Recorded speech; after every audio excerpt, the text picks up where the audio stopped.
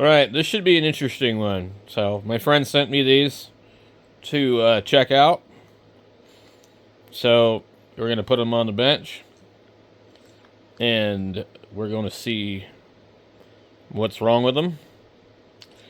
And should be kind of cool. The ts850 came out in about 1992, and it was the next radio up from the ts450. And I don't know that the 950 was actually yet available. So this radio is going to be like an early pre-DSP type of radio that has the ability to have the DSP 100 unit hooked to it. And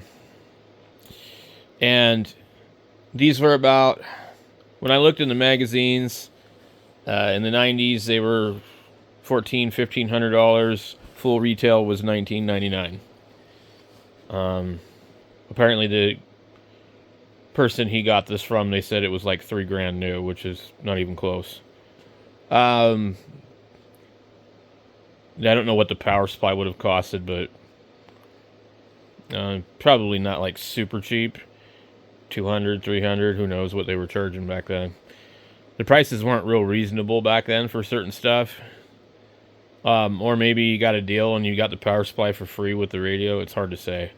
But if we go look in an old catalog and we find this radio, it's going to be well under $19.99. But still a cool radio nonetheless. I just hope he didn't pay too much for it. So let's get it on the bench and take a look. Alright, there's the Kenwood, the power supply. And he told me, he's like, power supply's huge. I'm like, apparently I haven't seen an Astron 35. It does say it weighs 19 pounds on the box. With the power supply and the radio, you almost have a 950. You know, you almost have a 950 in size-wise. Or, you know, like, close to the size of a 940. They made a lot of different power supplies that look like this one.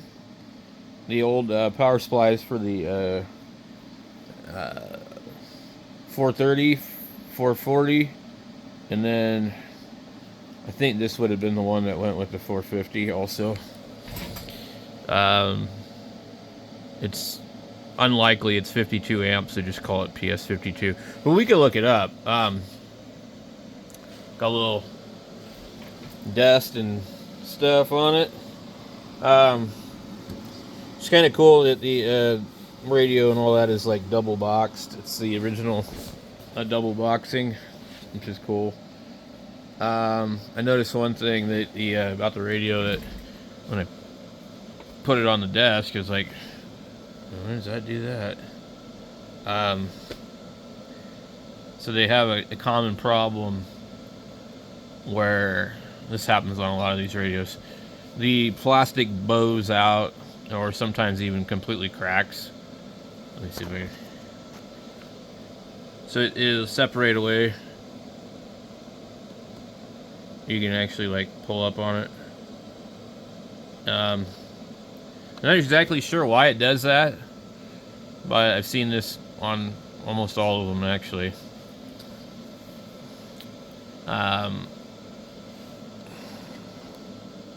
Yeah, so it's one of these little quirks that drives me nuts, because I put my hand on a radio sometimes,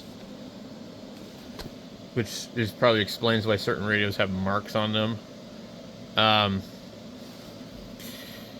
No, but these are not suffering from, I don't think they suffer from like the Kenwood 570s, where if you touch it too much, you wear off the coating that's on the plastic. Let's see. So I have a 570. I had one, and I think it's like this color with that color underneath it or something. But anyway, so Is it really showing up on the camera?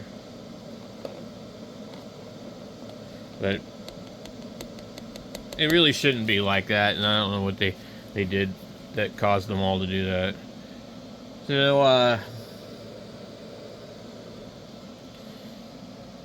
So he used it briefly, and just kind of tested it for receive and stuff like that. So we're gonna get the power supply hooked up. I've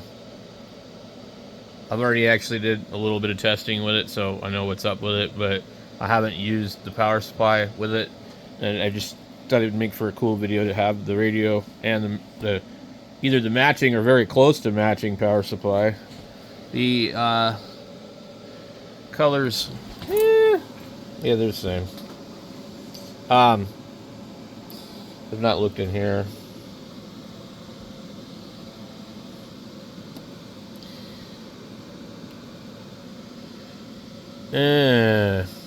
That sucks. Well, yeah, so no voice recorder and a couple of other things that would plug into here. That's the thing that Kenwood did on a lot of the radios. Like, they had all these really cool options that you had to pay for, and a lot of times people never paid for them, and because they were expensive, really stupid expensive. So the VFO knob is the same as the ts850s. I've had about 3 or 4 ts850s, and I've fixed a couple. The bad synthesizer chip, and I had to order parts off of eBay because you can't get them anymore. And this uses all that same stuff, unfortunately. And I don't know why they fail, but they do fail. But this one works. So, but another common problem in the 450s are the auto tuners, and so I'm gonna guess this probably has the same problem as well. I'm pretty sure I've seen a few listings for these on QRZ. So I would put the value of these nowadays at somewhere around $400 or less.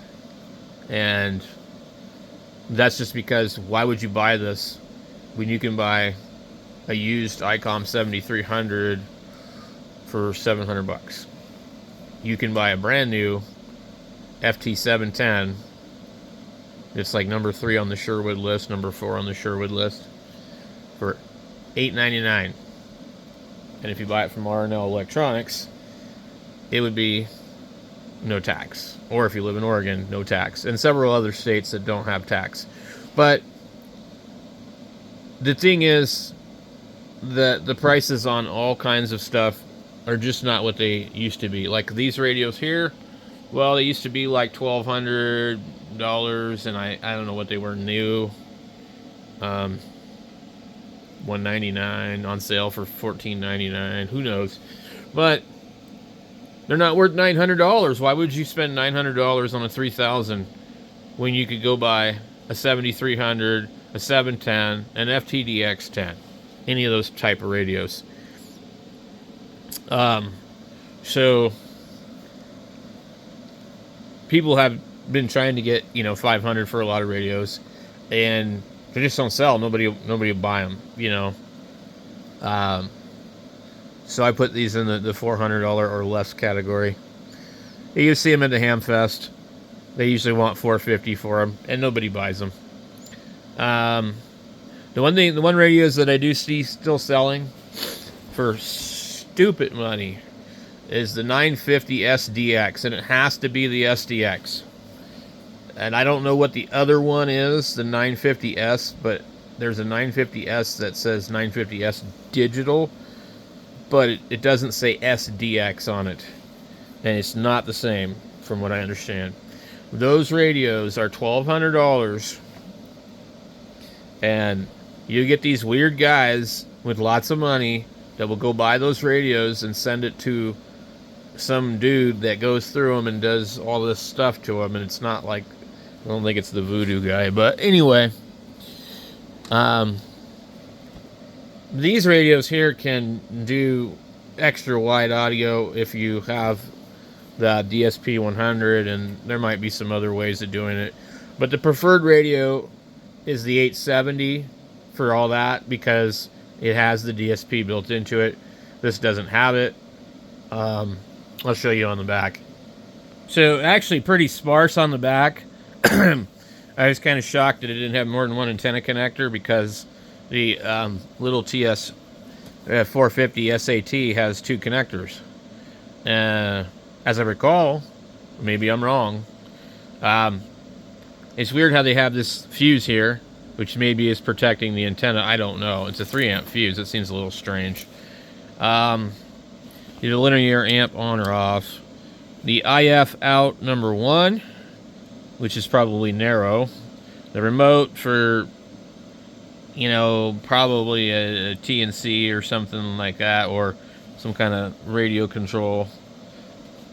There is no CAT control on here. There is no RS-232. There's your CW key in the back. Electronic keyer on and off. That was the big deal between this and the 450, is this has a built-in electronic keyer. Which I'm surprised they didn't put in the 450. But the keyer, you know, if you're a CW guy, you probably wouldn't use a radio this old anyway. But the keyer, you know, if you want to use a 3-terminal plug, you could, you know, it's like an iambic paddle, you know, whatever, you can do that from this. I personally am not a CW person, but if I was, screw the paddle, give me a straight key. I don't want that BS. We have too much synthetic crap out there in keyboard CW warriors. So,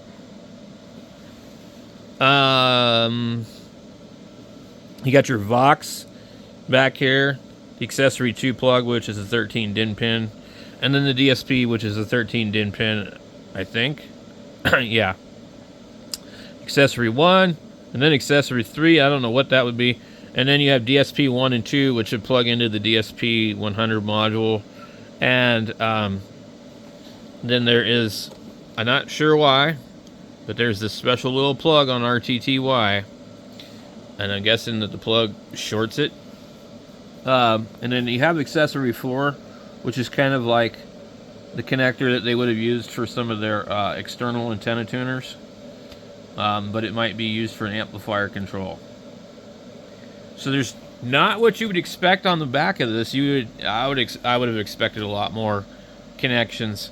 And I've seen the backs of these before, but I just kind of forgot. And then you have a little bit of squirrel cage kind of stuff back here, and possibly the fan is in there. I'm just really surprised they didn't add another antenna connector, because as I swear to God, the other radio had 2 connectors on it, because I remember having to make sure I was on A or B, and I believe the 570 has 2 connectors. But nonetheless, it's a cool looking radio, and at the time that it came out, it was a medium level radio. You know, it was like, well, you don't want to buy the 450, you can buy the 850. And I don't know what their flagship radio at that time was, but it wasn't this one. I think the 950 was out, and I think it was the early 950. But they might have still been selling the 940, because the 940 ran for a really long time. So the one thing I really like about the Kenwoods is their form factor, and how like their power supplies are just simple and clean looking. They did have some problems with the early 430 power supplies, and they're not putting out enough power or whatever. But anyway, let's get this hooked up and tested and see what the bands are looking at. Okay, so on over to the power supply. Wow. Why do they call this a 53 or a 52? The output is 16 amps. It's a little lackluster. So it must be just like 16 amps current, like solid key down. This radio can draw more than 16 amps. Any HF radio can draw about 21, 22 amps. They don't usually, but they can. A 100-watt radio, depending on the efficiency of the radio, can go up to like 22, 23 amps. It's common to see, it'll say like, see, look, this isn't even the right power supply for this technically. It says DC, 13.8 volts, 20.5 amps. So why is this 16 amps? Why would this be the power supply to use with this radio? What were they thinking? What are you supposed to run this 20-pound power supply with a 50-watt UHF VHF radio that only draws 12 amps? I mean, that's kind of what I would think. So the thing for me is I like things to be bulletproof, okay? I don't like running a 15 amp power supply with a 20 amp radio. Okay, you can do it, but is it smart to do? No, it's not. So, I remember now about the other power supplies. That's why I don't own any Kenwood power supplies. I do have 2 Kenwoods. I have a 430 and a 570. And I just run Astron 35s. And if I'm going to use something to test, I have Samlex 35 amp power supplies. 30 amp or whatever the hell they are. So, 16 amps, that's ridiculous. It is not recommended. But anyway, we're going to run it. So, here's the original Kenwood cable, the really weird ass, funky, plastic, heat shrink to death, quadruple wired Kenwood cords that only Kenwood ever did. But they're bound together unlike new Yaesu cords.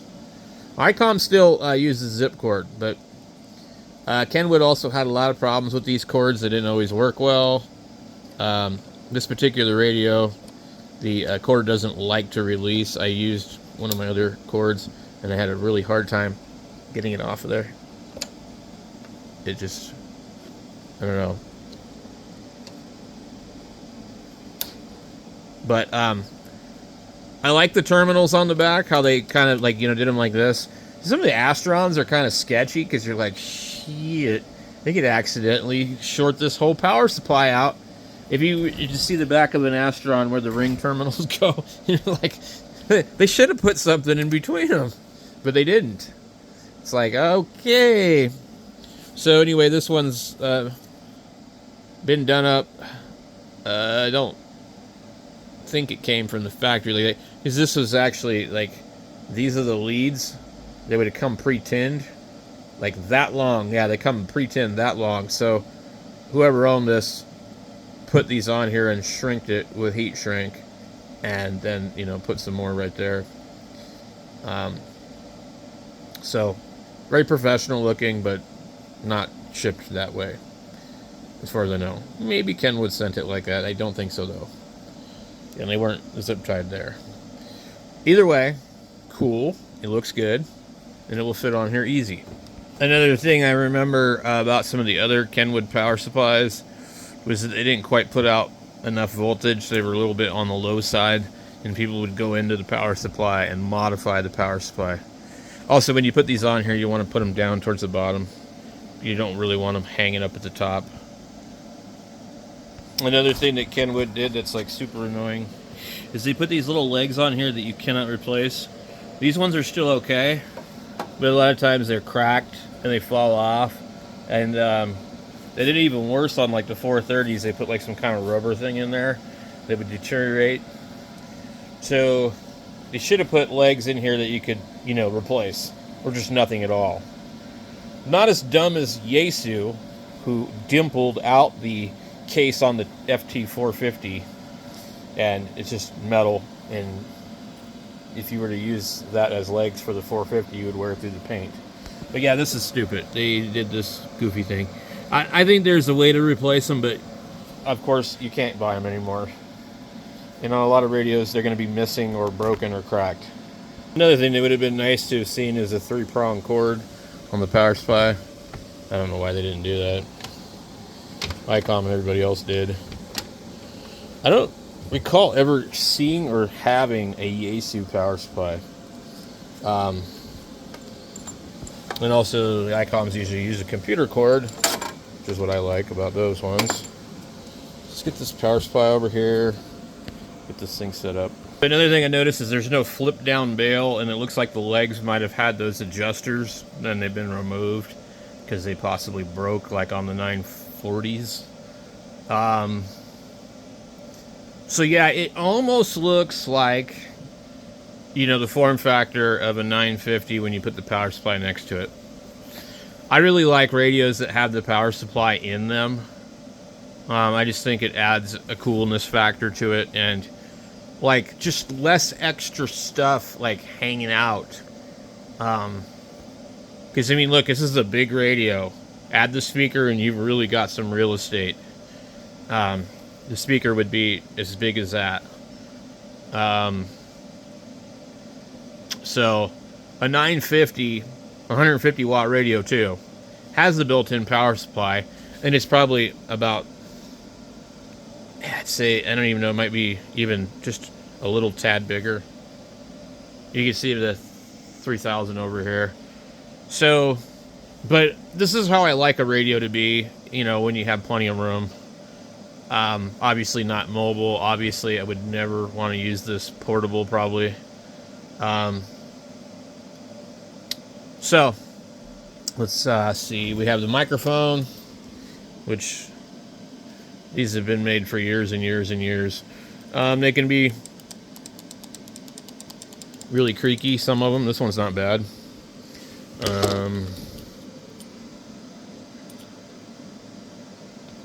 It looks okay. The connector here looks really, really shiny, and I'm wondering why. If it maybe just had the connector on it the entire time, or this thing just sat in a box. And these things, they don't really like to sit, so before I started this video, I had it on all last night.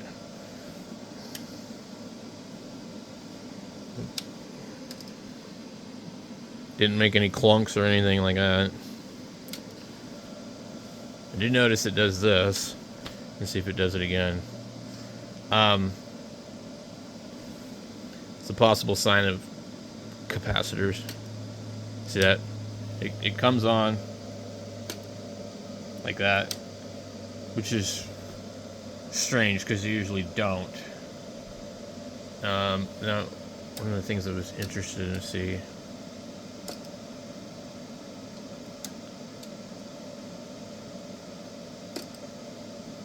So, another thing that was really common on the 450s, I don't know if it's a problem with these, is the capacitor right next to one of the regulator heat sinks. It just gets cooked and it usually ends up leaking. Okay. We are on 80 meters. So with this radio, you have what they call AIP. And if AIP is off, it's basically like having a preamp on. It's not the same as Yaesu's version. I think Yaesu is called IPO, Intercept Point Optimization. This is, I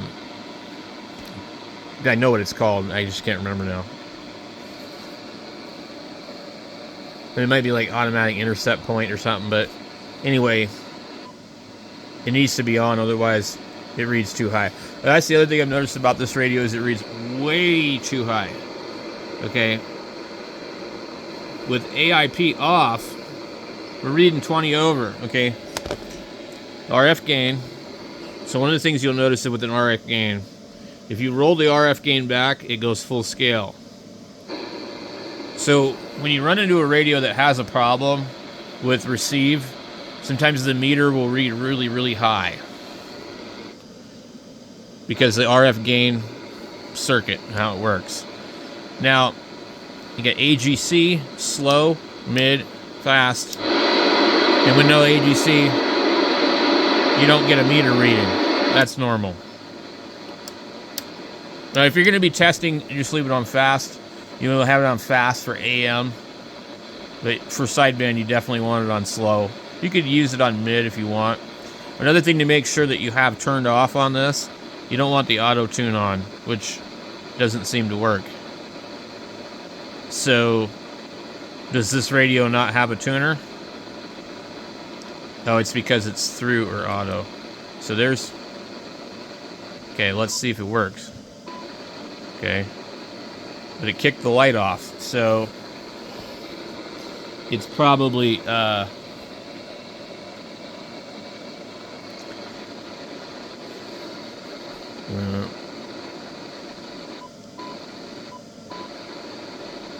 me put it on the dummy load and see what it does.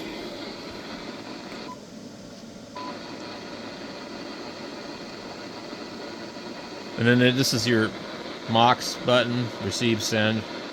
I really hate these things because I've seen people get a radio and they don't know the thing's on. And the damn radio's sitting there transmitting. Look, I'm transmitting right now. So the microphone's right here. And the microphone's hooked up. And we're transmitting. Into the dummy load, right there. Hello, 1, 2, 3, 4. You know. Now, hello, 1, 2, 3, 4, 1, 2, 3, 4. And that button could be sitting on there, and somebody doesn't even know they've hooked this radio up. They just bought it out of Hamfest, and boom, they burned the fucking thing up. So, they're like, why is it not receiving? Because there's a lot of buttons on the damn thing, and it's you know, or they have the Vox on. So the Vox, there goes the Vox. The Vox is working. You got full and semi break-in for CW. High boost, I don't know if that's for receive or transmit. Hit the dim button. You hit the processor. Pretty much just don't use that thing. It's going to be horrible. You hit the monitor button, which is talkback basically in CB world. Processor will turn that all the way back. We'll turn the monitor all the way back. The power button is down here. It's the outside one. Okay. And then you get your mic gain, just put that at 12 o'clock. You have the attenuator. Okay? And see how much noise we have on the dummy load? I'm on the dummy load. We should never have any noise on the dummy load. Something's not right. And you can hear it. Okay, we've engaged the attenuators. We have 12 plus 16. We have 18 dB of attenuation, and we're still reading on the meter. If you turn AIP on, it's almost normal, but so AIP with it off, you basically have a preamp. We have S7 noise on the dummy load. So that's not right. And then about S3 with AIP on. Auto intercept point.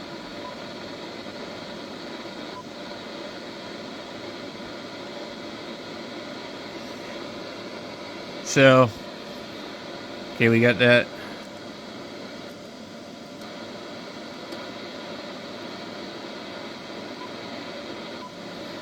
All right, we're gonna leave AIP on. So this is the carrier control, and the carrier control does the same thing the power control does. If you have both of them screwed up, you're gonna be in trouble. But the carrier control is more for AM and possibly FM. Power will only affect sideband, but they will both affect.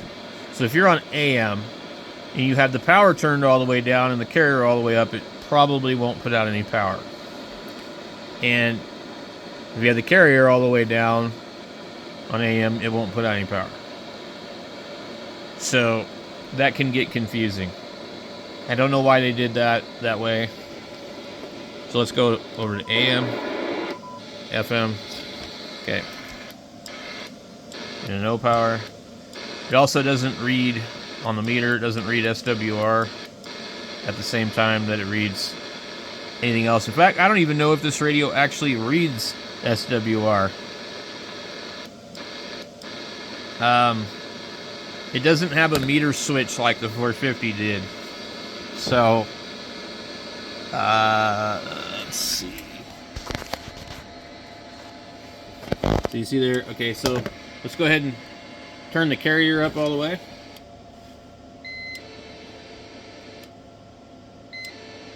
And it's beeping because the radio is drawing so much power it's causing my UPS to bog down. So it says ALC full power, 100 watts. Okay. And we had the power all the way up, and we turn the power all the way down. Now, with the power all the way down, you get like 10 watts. You see what I'm saying? So, it would make you think something's wrong with the radio. And when I first got it on the bench, I was like, that's weird. As we go lower sideband, with the power all the way up and the carrier all the way down. Hello, 1, 2, 3, 4, 1, 2, 3, 4. Hello, 1, 2, 3, 4. See, we have like very low power. Power all the way up. Carrier all the way down.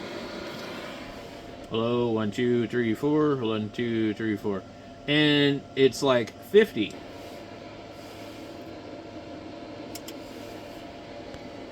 I am finding an odd behavior. So, power's up all the way, carrier's down all the way on sideband.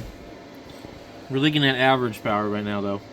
Hello, 1, 2, 1, 2. It's hello. It goes up to 50. Okay, but watch this. Turn the carrier up all the way. Hello, 1, 2, 1, 2, 1, 2, 1, 2, 1, 2, 1, 2. It's like it had what appeared to be an effect. But it shouldn't. The carrier shouldn't have no effect on sideband. Let's go to peak. Hello, peak 1, 2, 3, 100. Carrier all the way down. Hello, 1, 2. Okay, that looks normal. Let's put the carrier back up. Carrier's up all the way. Power is down all the way. Hello, 1, 2. We have to take it off of peak because we're not reading anything. Hello. So with the power all the way down, I think it's the power. And the carrier up all the way, we get about 5 watts, maybe 3 watts. We turn the carrier down. It seems like it changes a little bit. There seems to be like a slight bit of interaction on single sideband. Now let's try FM. One thing I wish they would have did like the other Kenwoods was an individual button for each mode, not a button that does both modes. So like this button is upper sideband, lower sideband. This one's CW and FSK. This one's AM and FM. The other radios would have buttons all the way down, and it would just be like LSB, USB, CW, FSK. It looks nicer, and I like it because I don't have to push the button twice. I just think it's more of a Cadillac kind of thing. But does this not have FM?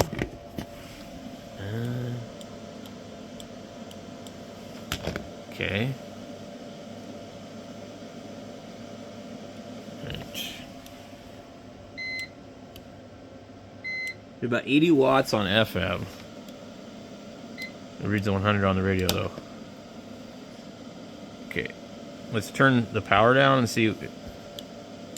So you get about 9 watts with the power down.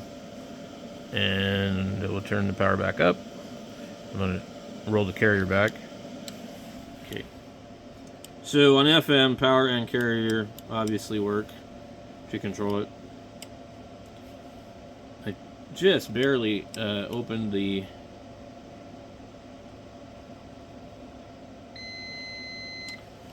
carrier. So the carrier and the power control both affect FM. And then we go over to CW, and it's on CW reverse, which we don't want. I guess you just probably long press it. How did we get out of CW reverse? That's weird.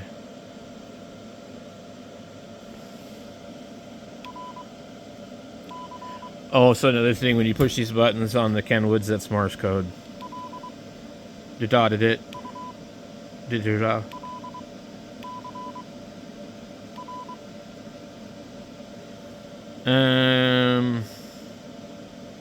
So they have it on CW reversed. I don't know why. And I don't know.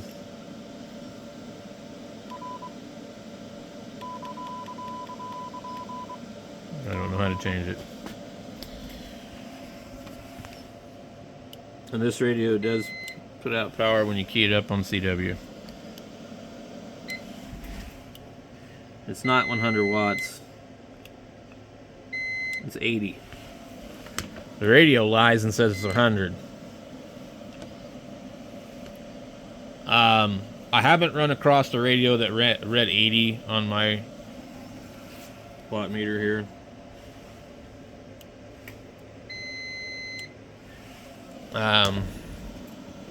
It's leaving 20 something watts on the table. Usually they're more than 100 actually on CW. Okay. So we've tested that. I don't know about the reverse, but let's go see if we can hear something.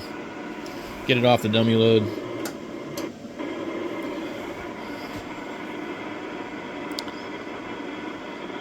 I want to see.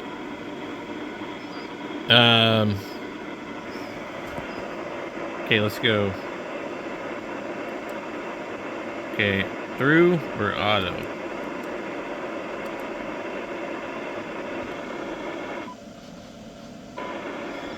Alright. Hello, test. We don't have any way of testing it because it doesn't have an SWR meter. And if I'm not using my tuner down here, I don't know what it's reading. Because all the tuning is happening within the radio. How do you know that this radio is not happy if you don't have an SWR meter? I know SWR isn't the end-all be-all. I mean, I use radios that don't have SWR meters. I thought this did. It's got to have an SWR meter.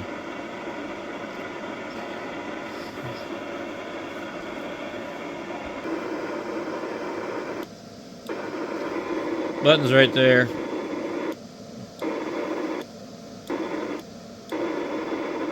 Got it. Anyway. So you got SWR, ALC, or nothing. Why would you not want the rest of it on there? I think this would have been a really cool radio if they would have put a meter in it, a regular meter. And then you have your IF here, the 883. So it's got a 500 CW filter probably. And then everything else is probably standard. Because if you look right here, you can see the 270. And that would be for that IF. Now, you can turn that IF off as far as filter. 12K, 6K, and 2.7K. And like the 450 does the same thing, which I think is really cool. You can change the filter for both of the IFs or something like that. There's not that many filters in this radio, but it does some kind of cascading where it accomplishes it. So let's jump down to, just go right here. I just want to see this for a second.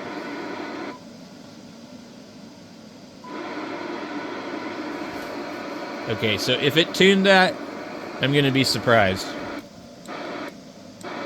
It says it did, though. So it claims that it tuned my 80-meter loop on 160. And it did it like that. So that's pretty cool. But I wouldn't do it. I wouldn't trust it. Okay. We're way out of the band here. I think he was listening to shortwave. So I believe it does have a band stack. Let's go here. Tune. Get a little bit of an SWR, not much. Let's get out of that mode and CQ contest.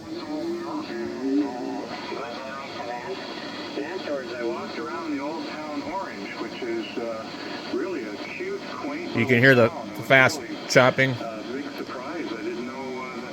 Now this guy is not that loud. 30 over? Nope. I stopped into a record shop, and it kind of blew me away. There were thousands and thousands of 45 RPM records. Took me back to the days at the radio station when they had the library. And so yeah, the meter is not right. So it was a nice. He's reading almost 20 over. Day. We've also got way high noise floor.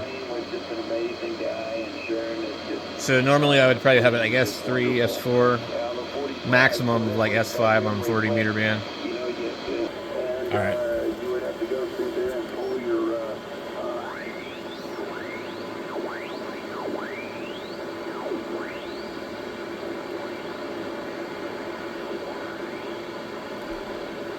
And we've got this RXTX thing here.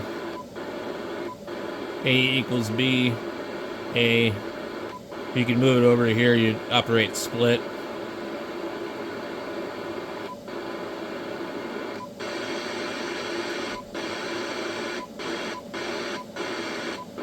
A little funny little stutter when you push the button.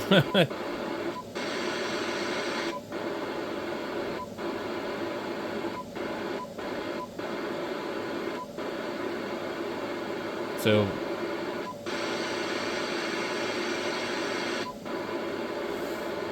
okay. Let's go. It doesn't have a keypad for like the bands, I don't think. It's like weird. You have 1, 2, 3, 4, 5, and if you see the secondary functions. So usually this would be a band tune.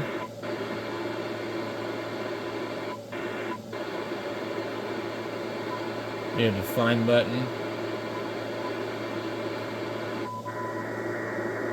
There's the reverse. Okay.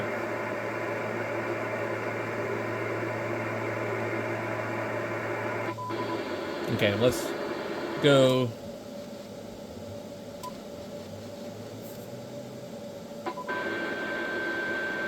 Way out of the band. It doesn't really have a fast, so it can take quite a while.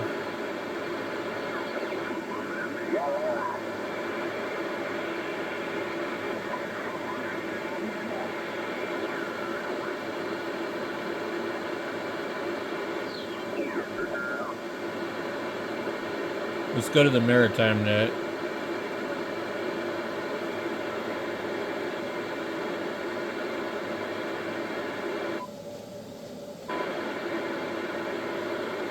Okay. Not hearing anything. It reads S9 on the noise floor, which is wrong. AIP is supposed to be on. Still too high. Okay, let's go up to... We're way the hell out of this thing. These frequencies are strange. Way high.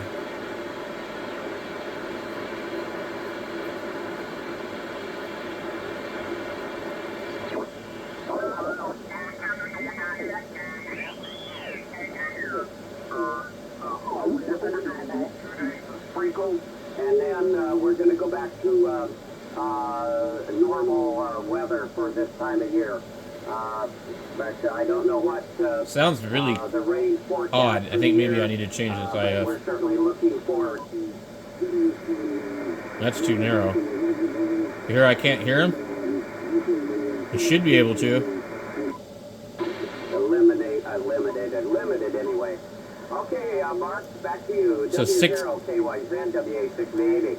6K on the first IF and 2.7.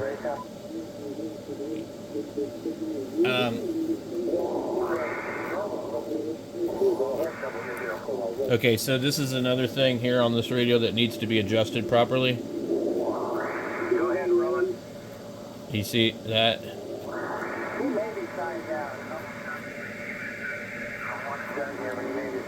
But what I see is that's the slope. It only works when you have it on here. Go ahead and mark him out here. Okay, well, we got another. You see it doesn't really have any effect? A little bit. And that is Chuck. Probably comes up with Charles. Sure enough. So to get rid of the extra noise, you want to narrow it up to 2.7. It'll make them not sound as nice, but and then you can adjust the high cut.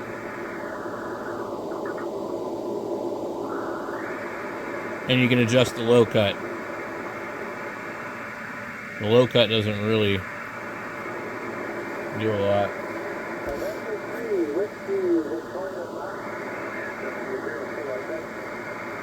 I find I don't really use that much on a lot of radios. Certain radios it works good on. This one you're better off to just change the filter. But it sounds a little pinched at that 2.7. 2.7 is really, in my opinion, way too narrow. Yeah, no copy of Chuck. I remember when he checked in here the other day. He checked, I like to use it wide open, he had a good signal. but then you can't really do anything with that. So you're going to have to compromise and narrow one of them.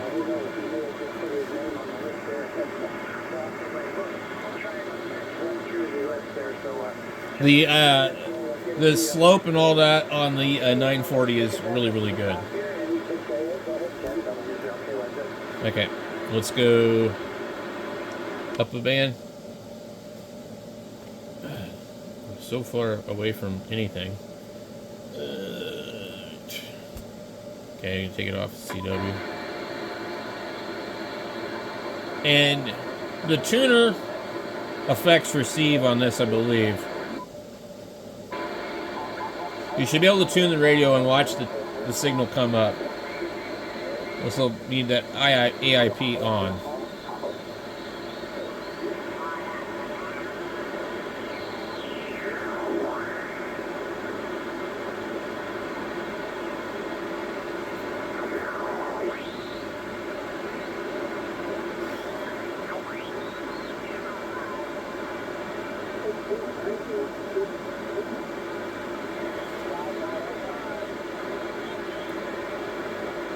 Okay.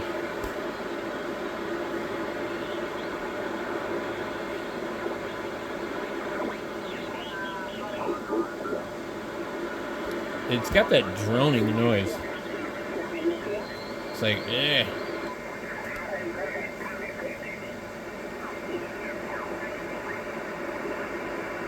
It's just a funny sound.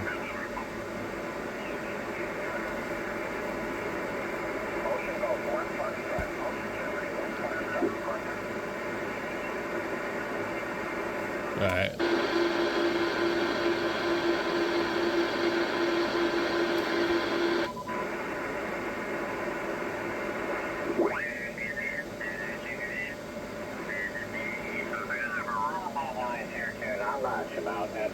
F2 noise. I'm also using a dipole cut for 12 meters. Horizontal wire dipole of about 45 feet. And the transceiver here is an ICOM 7600. I'm running 100 watts to the dipole. Over.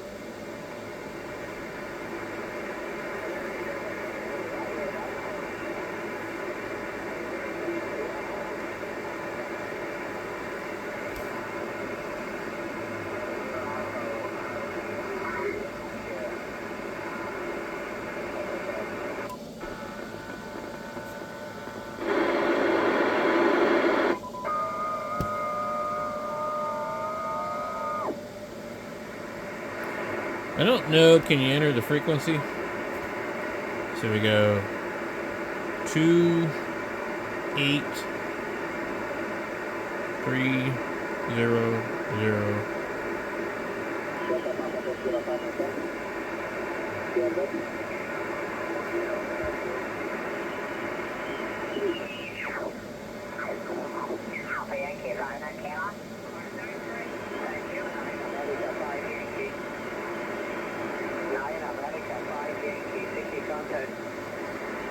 Nine.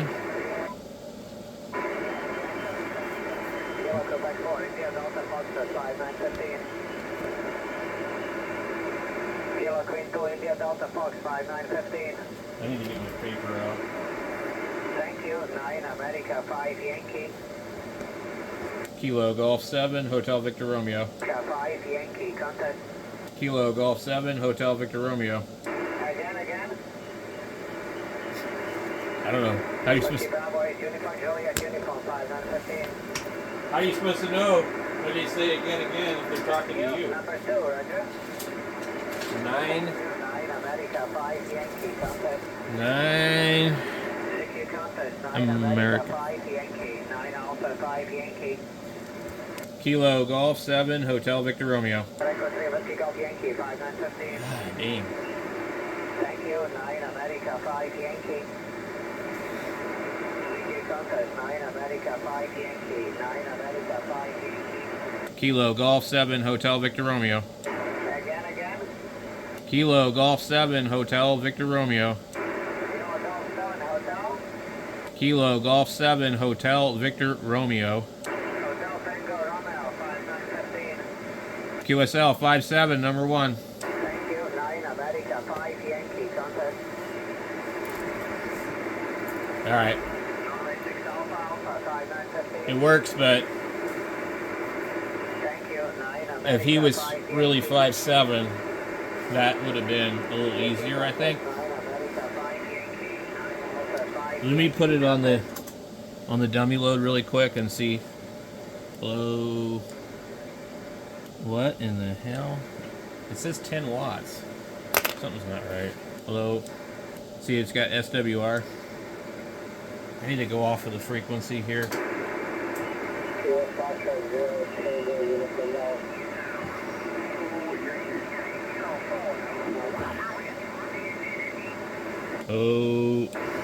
Oh, I can't tell how much it's putting out because I've got reflected.